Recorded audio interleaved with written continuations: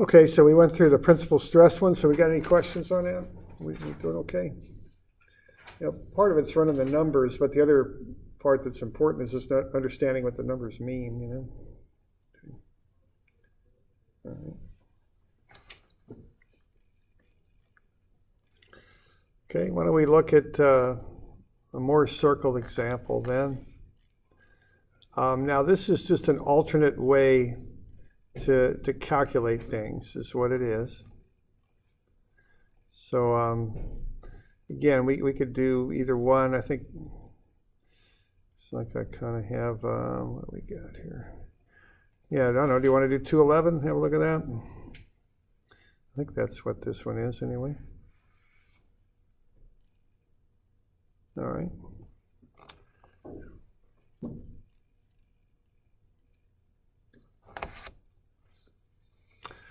All right, so what you've got there, again, is an element.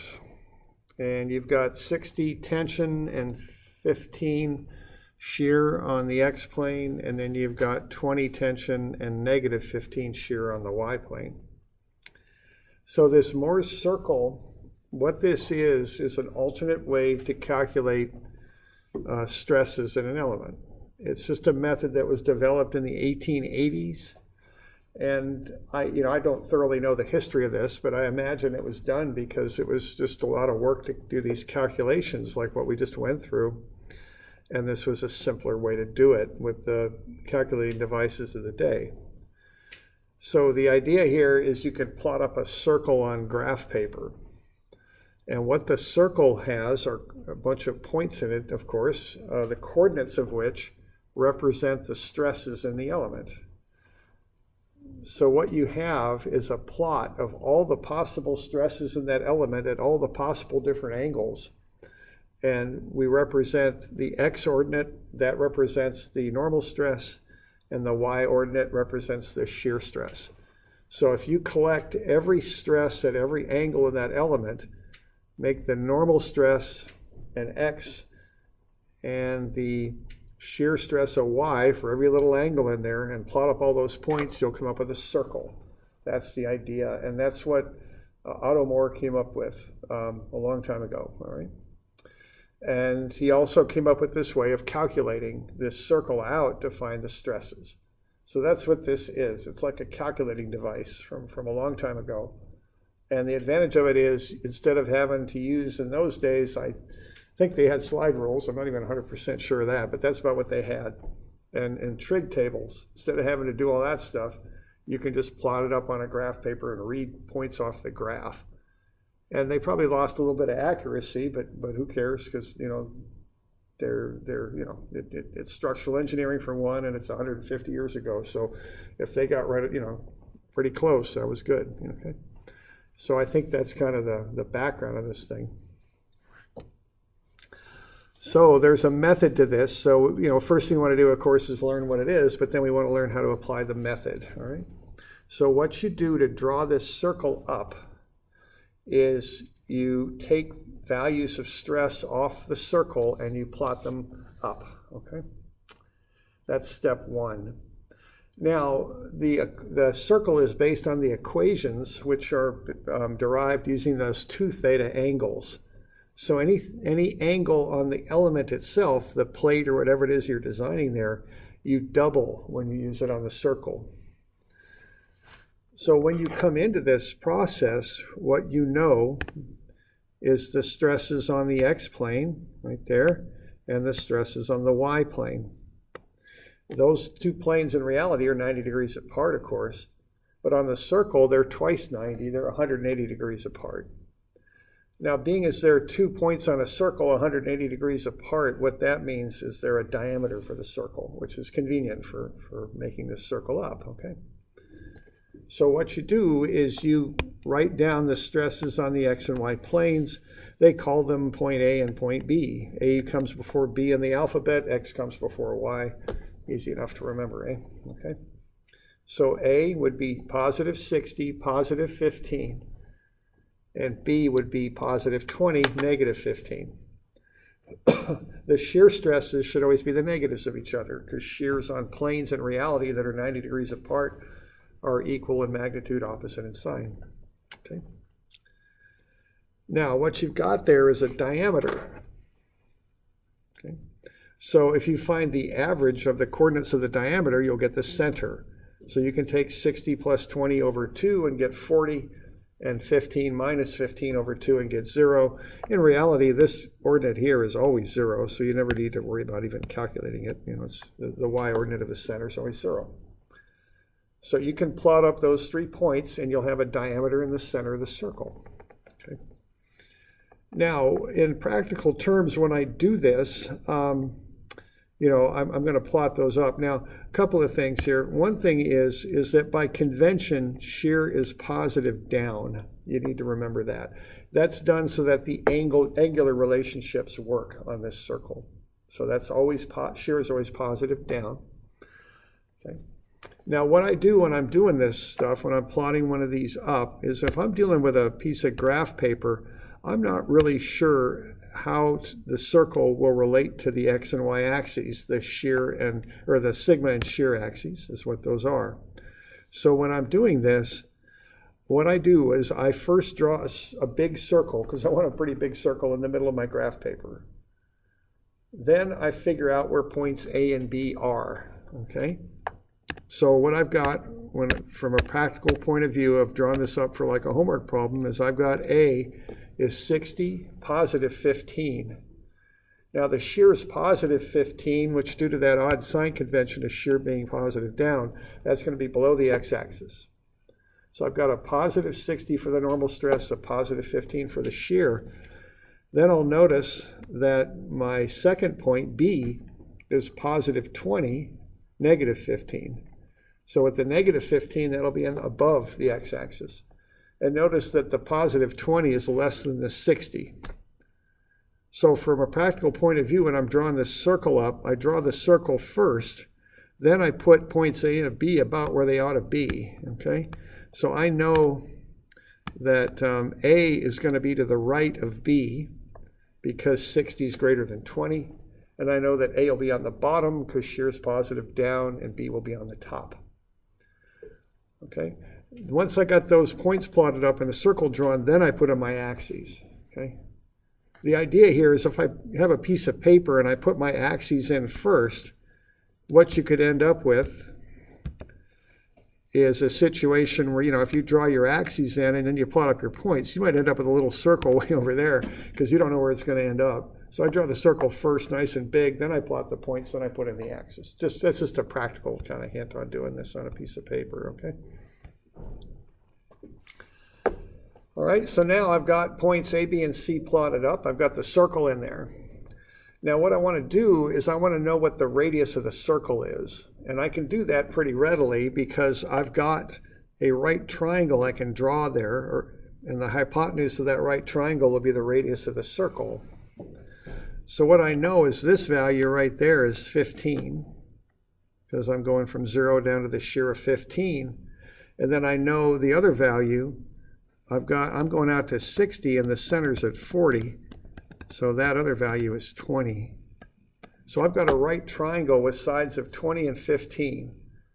So I can take square root of some of the squares and find the radius there, the hypotenuse, which is the radius of the circle. And I can also find that angle that I call alpha, which isn't really standard notation, but just so I can call it something, I call it alpha. And that's 36.87 degrees. So what I've got now is Mohr circle. I know where A and B are. I know where C is, of course. And also now I know the radius of the circle, and I know that angle in that from the horizontal axis down to point A. Okay. So we good with that? That's how I start drawing this thing.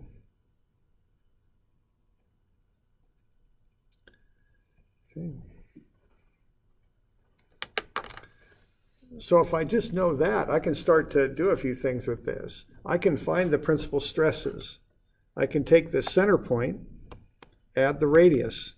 That will get me the distance out here to sigma 1. That's 65. I can take the center point, subtract the radius. That'll get me to sigma 2. It's 15.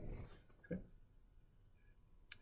I can take plus or minus the radius and get the maximum shear in plane anyway. And I know that on the plane where the maximum shear acts, I've got the average normal stress, which is the normal stress at the center point, 40. So once you get the circle drawn and the radius figured out, and if you know where the center's at, you can find the principal stresses. Just bang, bang, bang. And see, that's I think, a big deal back in 1880. When I do all these calculations, just draw a circle on a piece of graph paper and look at the cardinal points. It's a lot easier, you know.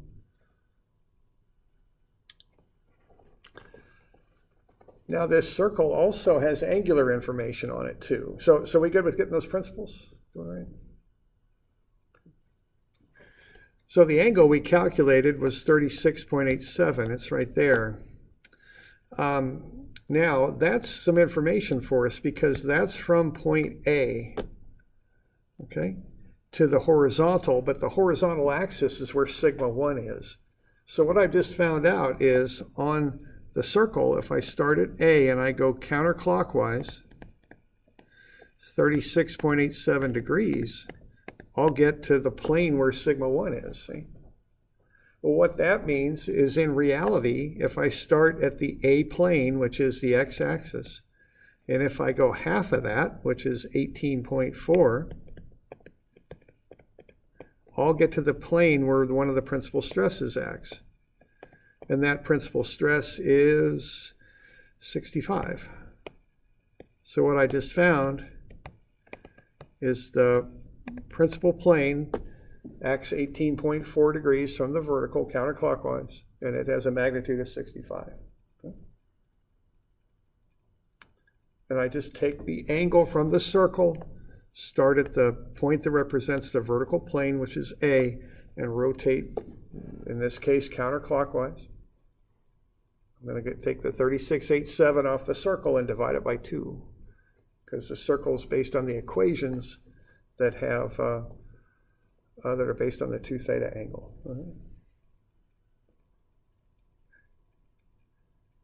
Y'all okay with that? Okay.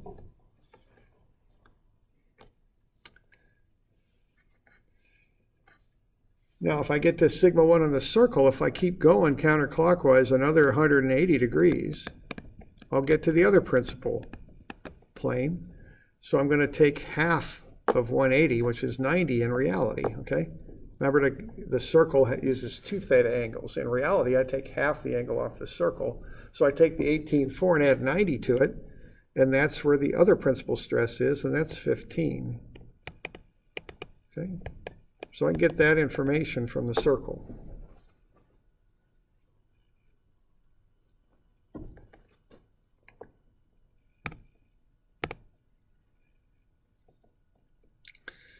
Now I can also draw up the shear sketch too, okay? What I would do is to get from the sigma 1 plane to the maximum shear plane, I just go 90 now, okay? Half of 90 is 45, so if I take that 18.4 and add 45 to it in reality here, half of the angle off the circle gets me reality, that's 45.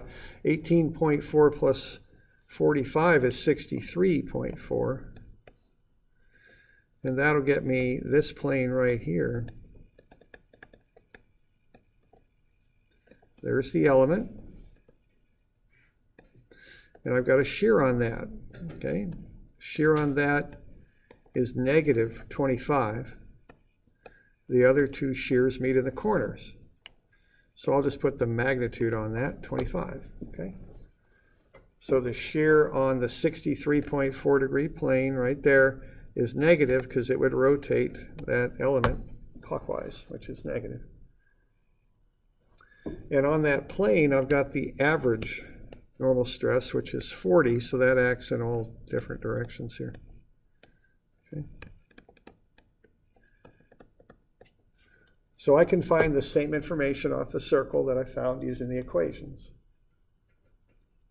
I can figure out what those principal stresses are pretty quick. They're just at the cardinal points of the circle. I just used a radius to find those, okay? So we all right with that? Doing all right?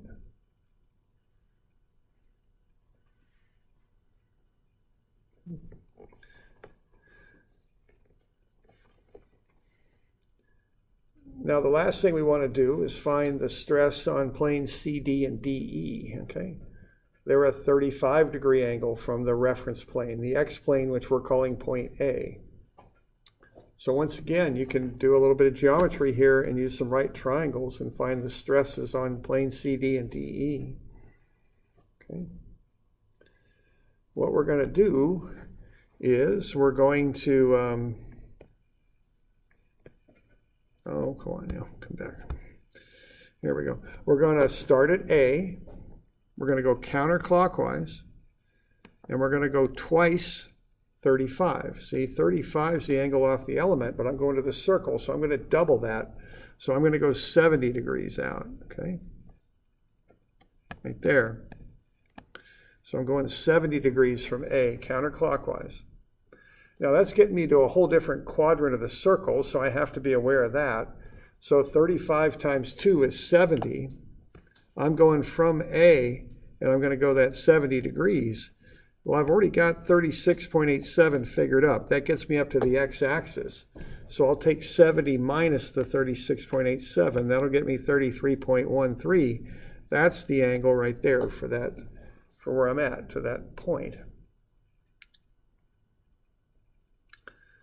Now what I'm going to do, I'm going to make a right triangle out of the hypotenuse there, because I found the angle. It's 33.13. I know the hypotenuse is the radius of the circle, and it's 25. So what I can do then is do the trigonometry on that and get the two legs of the triangle. Okay. So I'm going to take cosine 33.13 times the hypotenuse. That's 25, and I'm going to get 20.9. And then I'm going to go sine 33.19 times 25, and that's 13.7. So that gets me the two legs of the triangle.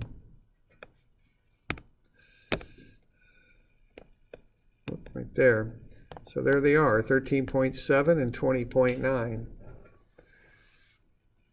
So the shear there, it's going up 13.7, so it's negative 13.7.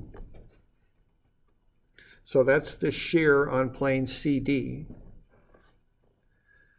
And then the normal stress on CD, I got to remember that my center of the circle, which is the vertex of the triangle there, that doesn't start at 0, that's at 40.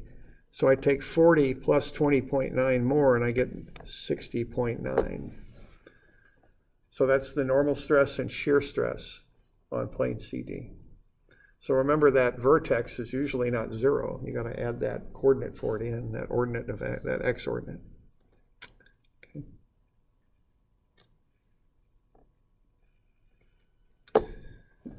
Now if I want to find the stress on the other plane, DE, it's the same triangle, it's just shot back the other direction.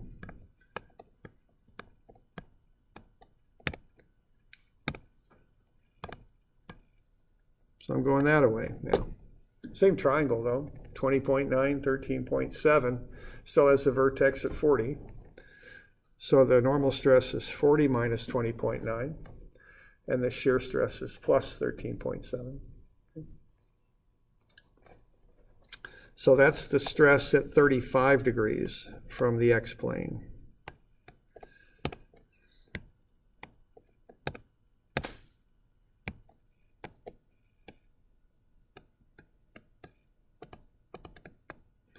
So if I got an element there, what do I got there? I've got CDE.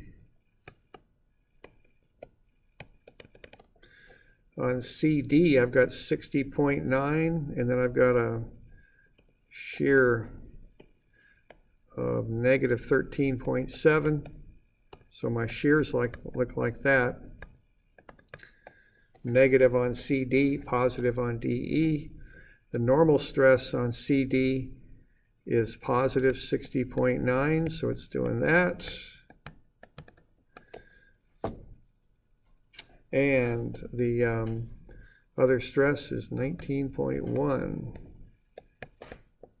like so. Okay.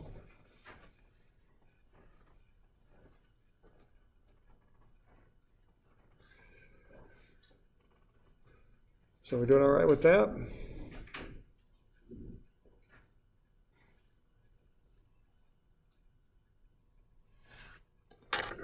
So that's how you use Mohr Circle to figure this stuff up. And you'll see this down the line. You know, you've got a couple of homework problems on it. You probably see it on the midterm too. So, you know, you want to get confident with that. Just another way to calculate this stuff. Okay.